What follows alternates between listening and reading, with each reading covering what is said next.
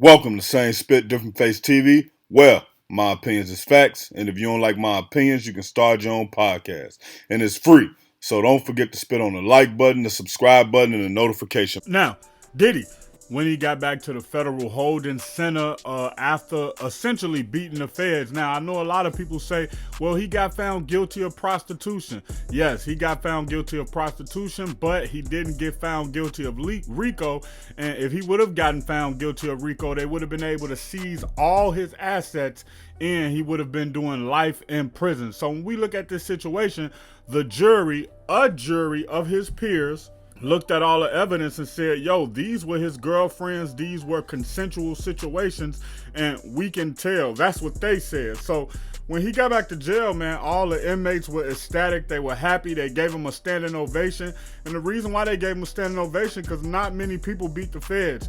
Not a lot of people have the resources to beat the feds. Not a lot of the people have the reach to beat the feds. Diddy had 10 lawyers, and he had appeal lawyers that was there with him.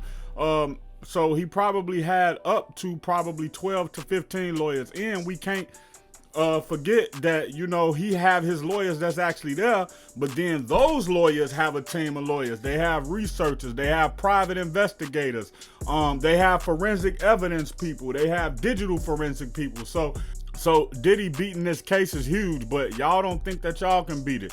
And this is one thing we got to see that, you know, they said Diddy was facing life in prison, so they wanted to end up giving him 15-year plea deal.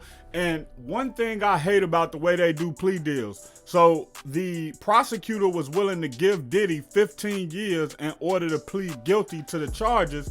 But once he beat them, now you're going to ask for the max of 20 years. I always think that's crazy that a prosecutor can say, yo, this guy's guilty of murder, but we'll let him plead guilty to a lesser charge and he'll do 25 years.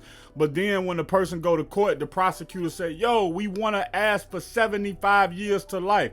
And it's like, to me, that's crazy. But anyway, man, somebody who's been a part of this system need to try to help fix the system.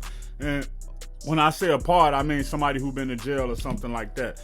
But man, Diddy got a standing ovation from the prisoners for, you know, beating the feds. Y'all call it how y'all want. I call it beating the feds. If you're new to the channel and want more celebrity and hip hop content, hit the subscribe button.